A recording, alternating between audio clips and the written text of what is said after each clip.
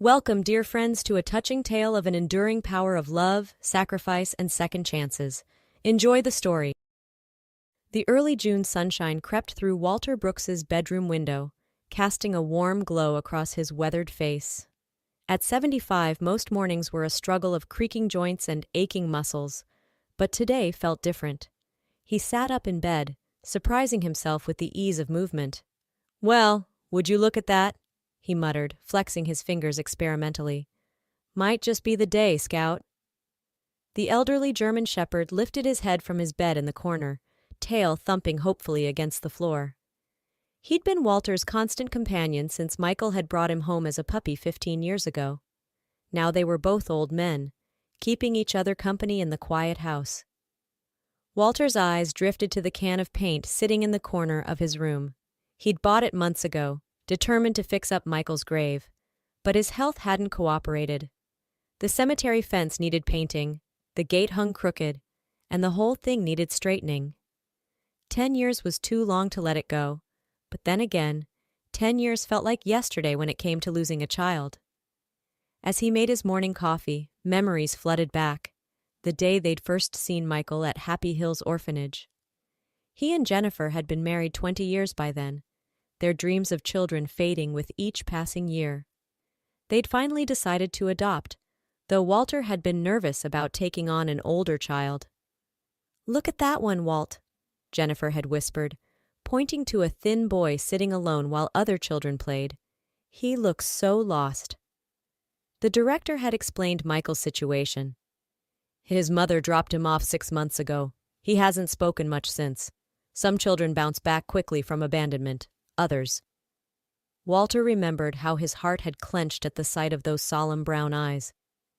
They'd taken Michael home 2 months later, and it had taken a full year before the boy had finally asked the question that had clearly been haunting him.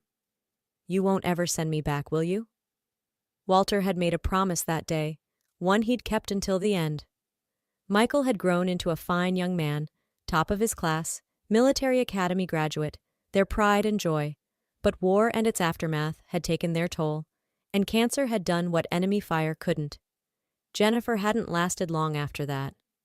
"A mother's not meant to outlive her child," she'd said near the end. Walter understood.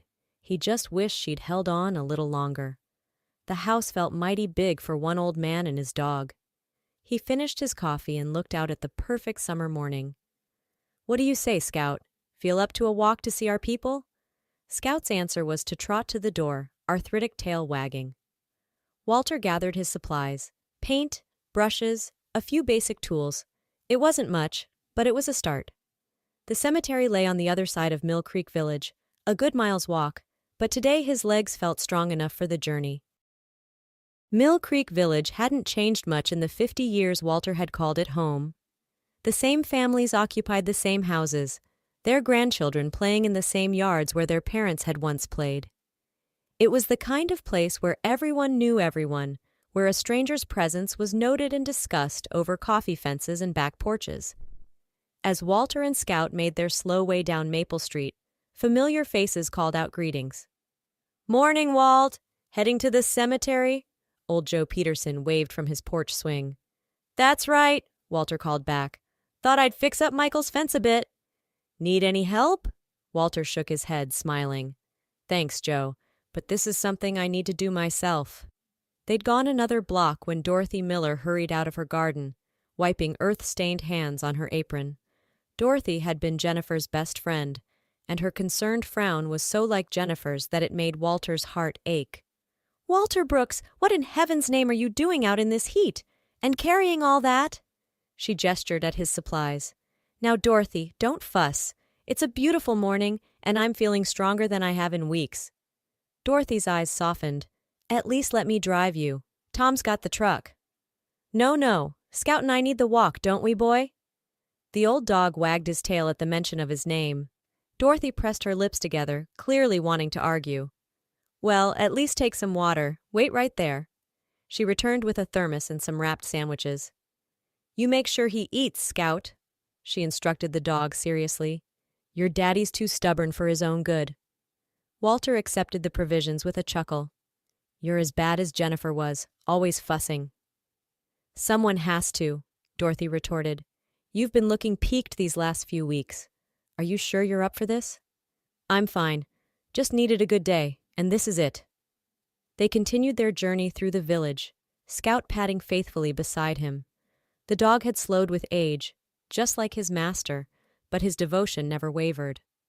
They passed the shuttered medical clinic, where Helen had once treated everything from scraped knees to farming accidents, past the elementary school where Michael had eventually blossomed from that silent, frightened boy into a confident student. Near the village limits, Walter noticed a stranger walking quickly in the opposite direction. The man kept his head down, avoiding eye contact, unusual behavior in Mill Creek, where even tourists quickly learned the local custom of greeting everyone they passed. Something about the man's furtive manner made Walter uneasy. Scout must have felt it too, because he growled softly, something he rarely did anymore. Hush now, Walter murmured. Not our business. The cemetery lay just ahead, its wrought iron gates standing open as always. Walter paused at the entrance, catching his breath. The walk had taken more out of him than he'd expected, but the summer morning was still young. Well, let's see what that storm did to the place, he said to Scout, noting the scattered branches and debris from last week's windstorm. The cemetery looked worse than Walter had expected. Last week's storm had scattered branches everywhere, and leaves carpeted the normally neat paths between the graves. He set his supplies down near Michael and Jennifer's plot, taking a moment to catch his breath.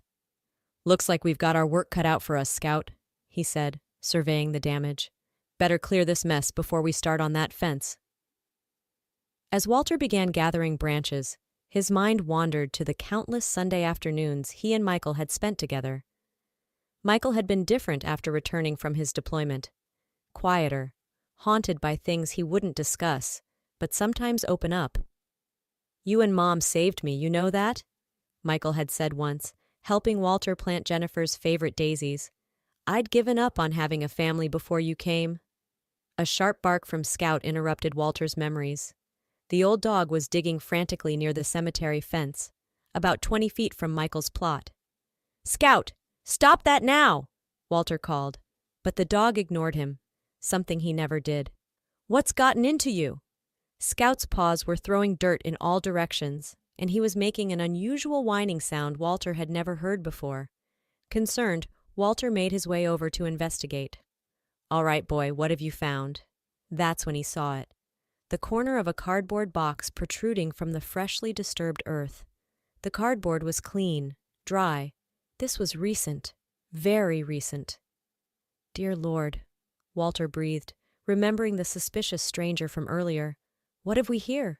He knelt beside Scout's hole, ignoring his protesting knees, and helped clear more dirt away. The box was larger than he'd first thought, about the size of a small suitcase. As he worked to free it, something inside moved. Walter's heart nearly stopped. With trembling hands, he tore at the cardboard.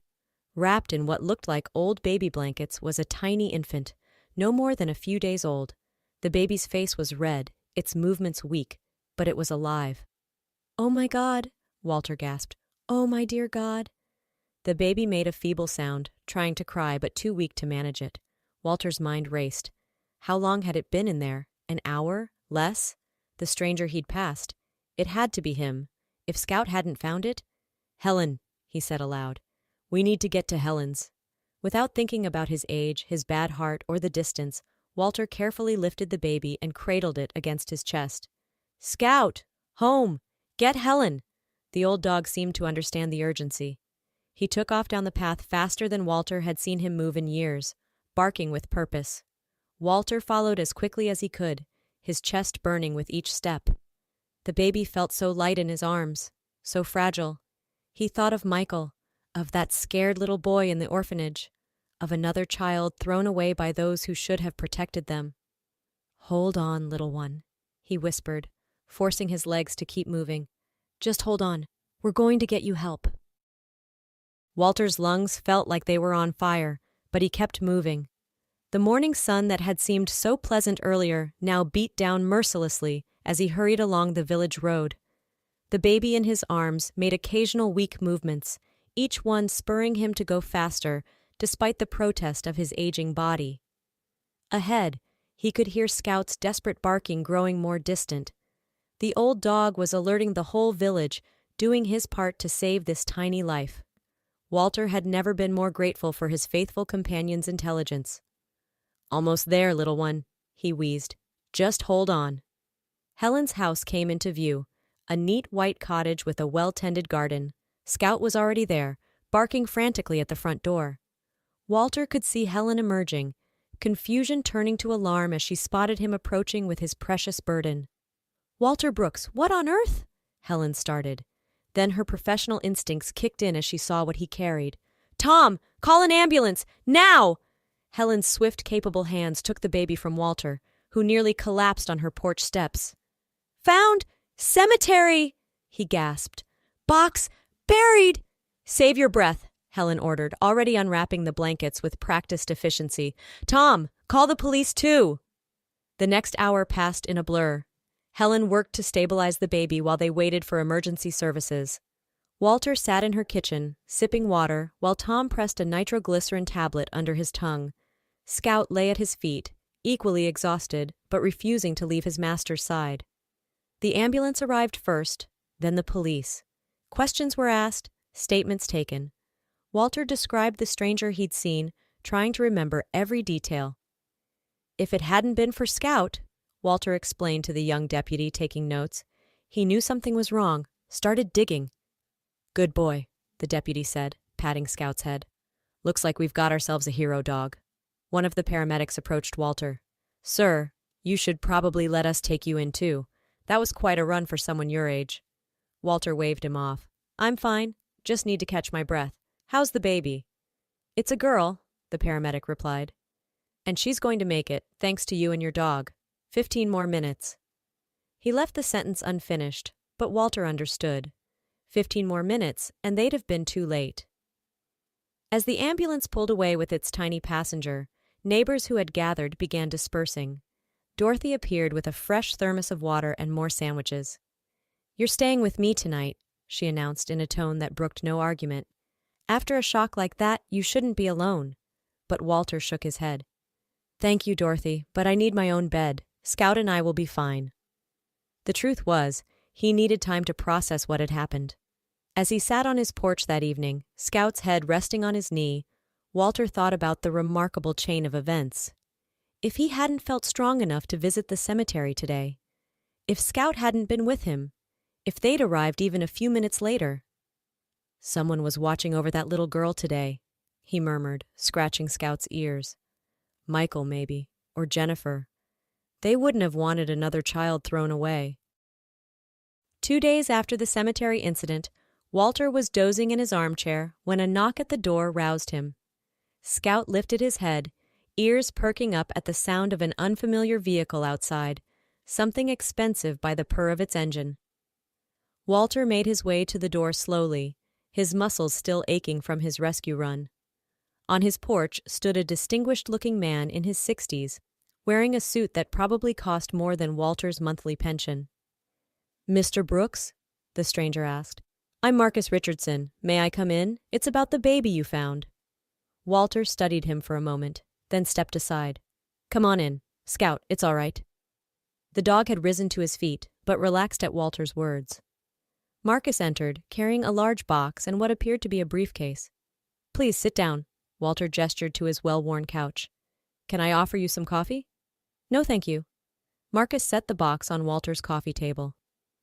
"Mr. Brooks, I'm that baby's grandfather. I've spent the last 2 days trying to understand how anyone could do what my son-in-law did, and trying to find a way to thank you for saving my granddaughter's life." Walter settled back into his armchair. "No thanks needed. Anyone would have done the same." "But they didn't. You did." Marcus's voice cracked slightly. "My daughter Caroline. She died in childbirth. I didn't even know she was pregnant. We'd had a falling out when she married Robert. I knew he was only after her money, but she wouldn't listen. She cut off all contact." He paused, composing himself. Robert had her taken to some backwater clinic instead of a proper hospital. When she died, he saw his chance. The baby inherited Caroline's trust fund, you see, with the baby gone. "Dear Lord," Walter murmured. "The police have him in custody now." Marcus opened his briefcase and pulled out an envelope. "Mr. Brooks, I know money can't properly express gratitude for saving a life, but please accept this as a token of my appreciation." Walter started to protest, but Marcus continued. "And this box contains some supplies.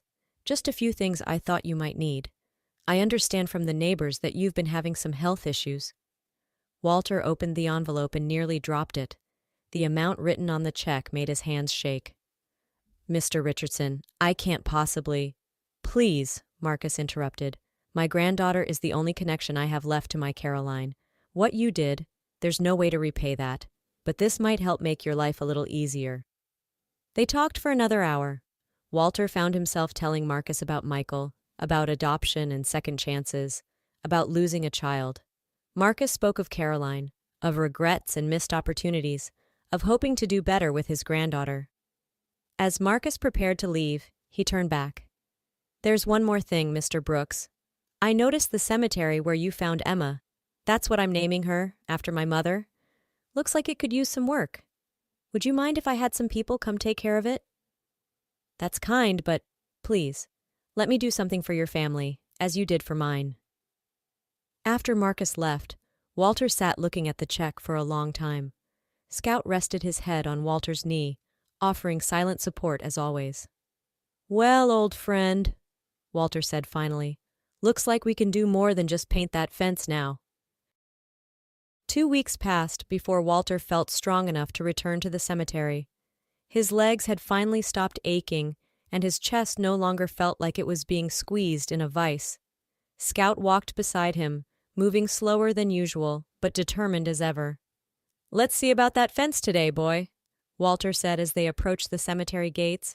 "Gotta make good use of Mr. Richardson's generosity."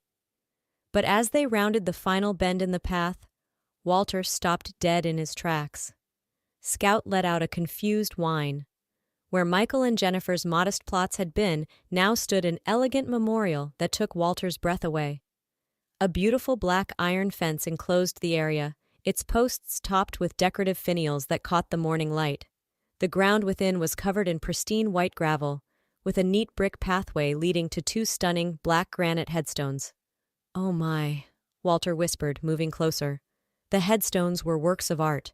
Michael's featured and etched portrait so lifelike it seemed to capture his son's spirit. That gentle smile Walter remembered so well. Jennifer's stone bore an equally beautiful likeness, along with her favorite roses carved along the edges. Between them sat a polished granite bench, perfect for visiting. Walter's legs trembled as he made his way to the bench. Scout followed, sniffing curiously at the new arrangements. Sinking onto the cool stone, Walter reached out to touch Michael's headstone. "Look at this, son," he said softly. "Look what they did for you and your mama." It was everything he'd dreamed of giving them, but could never afford. The military headstone they'd given Michael was nice enough, but this was a tribute worthy of the son who'd made them so proud, the wife who'd made their house a home.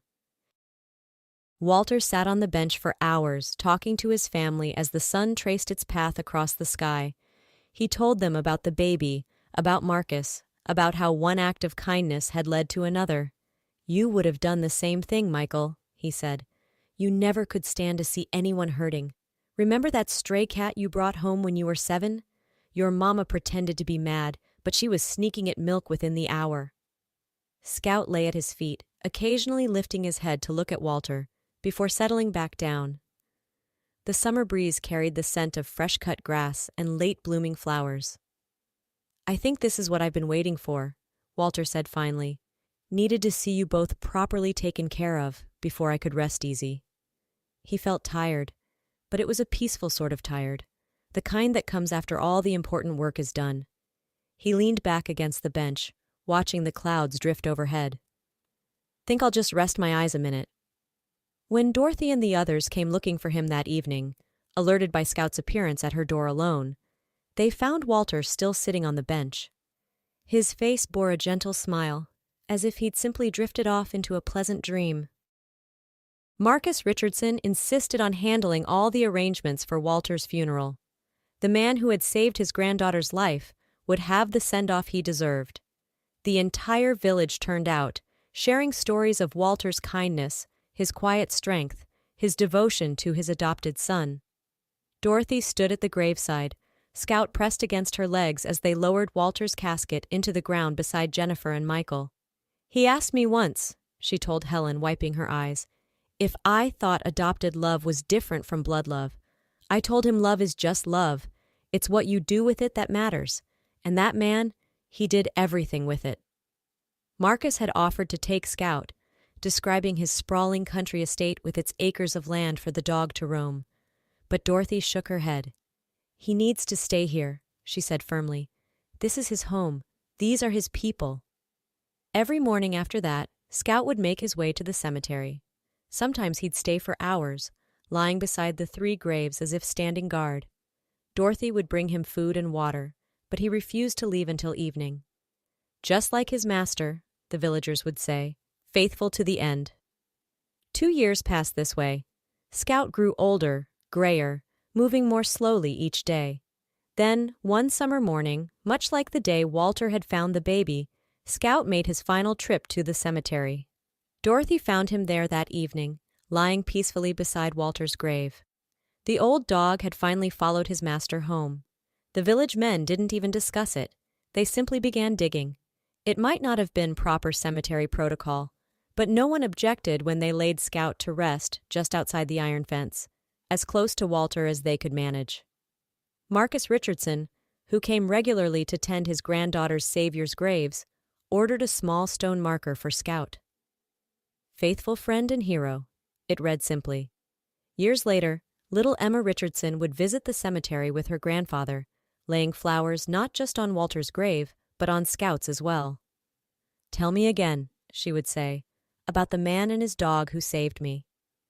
And Marcus would tell her the story of Walter Brooks, who had known the value of a second chance because he'd given one to his son, who had recognized the preciousness of an abandoned child because he'd once welcomed one into his heart, who had made his final act on earth one of grace and salvation. In Mill Creek Village, they still tell the story of Walter and Scout, of how love extends beyond blood and beyond time, of how the kindness we show to others comes back to us in unexpected ways.